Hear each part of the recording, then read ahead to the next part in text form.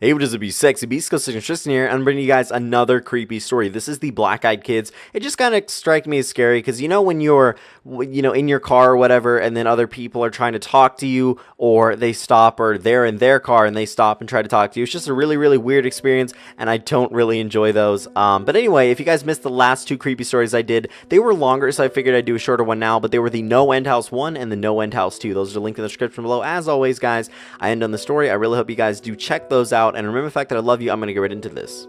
My internet service provider used to have offices in a shopping center before they moved to their comparatively lush accommodations elsewhere. There was a drop box at the original location. The monthly bill was due, and thus, there but for the grace of the net I went. It was about 9:30 p.m. when I left. From my relatively isolated apartments, it's about 10 to 15 minutes or so downtown. Abilene has a population of about 110,000. Right next to Camelot Communications' old location is a $1.50 movie theater. At the time, the place was featuring the masterwork of modern film, Mortal Kombat. I drove by the theater on the way into the center proper and pulled into an empty parking space. Using the glow of the marquee to write out my check, I was startled to hear a knock on the driver's side window of my car. I looked over and saw two children staring at me from the street. I need to describe them, with the one feature, you can guess what it is, that I didn't realize until about halfway through the conversation cleverly omitted.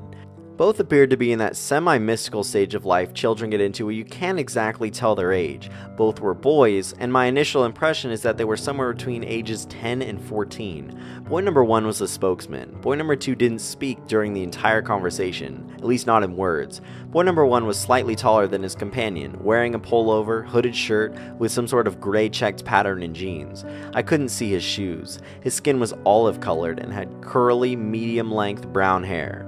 He exuded an air of quiet confidence. Boy number 2 had pale skin with a trace of freckles. His primary characteristic seemed to be looking around nervously. He was dressed in a similar manner to his companion, but his pullover was a light green color. His hair was a sort of pale orange. They didn't appear to be related, at least directly. Oh, great, I thought. They're gonna hit me up for money. And then the air changed. I've explained this before, but for the benefit of any new lurkers out there, right before I experience something strange, there's a change of perception that comes about which I describe in the above manner. It's basically enough time to know it's too late. So there I was, filling out a check in my car, which was still running, and in a sudden panic over the appearance of two little boys, I was confused, but an overwhelming sense of fear and unearthliness rushed in nonetheless. The spokesman smiled, and the sight for some inexplicable reason chilled my blood. I could feel fight or flight responses kicking in. Something, I knew instinctually, was not right, but I didn't know what it could possibly be. I rolled down the window very, very slightly, and asked, "Yes?" The spokesman smiled again, broader this time. His teeth were very, very white. "Hey, mister, what's up? We have a problem," he said. His voice was that of a young man, but his diction was quiet, calm, and something I just couldn't put my finger on. Made my desire to flee even greater. "You see, my friend and I wanted to see this film, but we forgot our money," he continued. "We need to go to our house to get it. Want to help us out?" Okay, journalists are required to talk to lots of people, and that includes children. I've seen and spoken to lots of them. Here's how the conversation usually goes. Mister? Can I see that camera? I won't break it or anything, I promise. My dad has a camera and he lets me hold it sometimes, I guess. And I took a picture of my dog. It wasn't very good, because I got my finger in it in the way and, add in some feet shuffling and or body swaying and you've got a typical kid talking to a stranger. In short, they're usually apologetic. People generally treat children that when they talk to adults, they're usually bothering them for one reason or another and that they should at least be polite. This kid was in no way fitting the mold. His command of language was incredible, and he showed no signs of fear. He spoke as if my help was a foregone conclusion. When he grinned, it was as if he was trying to say, "I know something, and you're not gonna like it. But the only way you're going to find out what it is will be to do what I say." Well, was the best reply I could offer. Now here's when it starts to get strange. The quiet companion looked at the spokesman with a mixture of confusion and guilt on his face. He seemed in some way shocked, not with his friend's brusque manner, but that I didn't just immediately open the door. He eyed me nervously. The spokesman seemed a bit perturbed too. I was still registering something wrong with both. "Come on, mister," the spokesman said again, smooth as silk. Car salesman could learn something from this kid. Now, we just want to go to the house, and we're just two little boys. That really scared me. Something in the tone and diction set off my alarm bells. My mind was frantically trying to process what it was perceiving about the two figures that was wrong. Was all I could manage. I felt myself digging my fingernails into the steering wheel. What movie are you going to see? I finally asked. Mortal Kombat, of course, the spokesman said. The silent one nodded in affirmation, standing a few paces behind. Oh, I said. I stole a quick glance at the marquee and the clock in my car. Mortal Kombat had been playing for an hour, the last showing of the evening.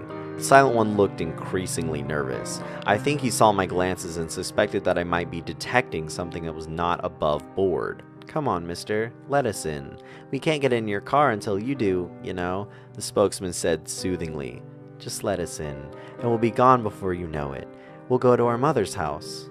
We locked eyes. To my horror, I realized my hand had strayed towards the door knob, which was engaged, and was in the process of opening it. I pulled away, probably a bit too violently, but it did force me to look away from the children. I turned back, I offered weakly, and then the mind snapped into sharp focus. For the first time, I noticed their eyes. They were coal black. No pupil, no iris, just two staring orbs reflecting the red and white light of the marquee. At that point, I knew my expression betrayed me. The silent one had a look of horror on his face, and a combination that seemed to indicate A, the impossible had just happened, and B, we've been found out. The spokesman, on the other hand, wore a mask of anger. His eyes glittered brightly in the half-light. Come on, mister, he said. We won't hurt you. You have to let us in. We don't have a gun. The last statement scared the living hell out of me, because at that point his tone was clearly saying, we don't need a gun. He noticed my hand shooting down towards the gear shift. The spokesman's final words continued in anger, and that was complete and whole, and yet contained in some respects a tone of panic. We can't come in unless you tell us it's okay. Let us in. I ripped my car into reverse, thank goodness no one was coming up behind me, and tore out of the parking lot. I noticed the boys in my peripheral vision, and I stole a quick glance back. They were gone. The sidewalk by the theater was deserted. I drove home in a frightened state of panic. Had anyone attempted to stop me, I would have run on and faced the consequences later. I bolted into my house, scanning all around, including the sky. What did I see? Maybe nothing more than a few kids looking for a ride. And then some really funky contacts. Yeah, right.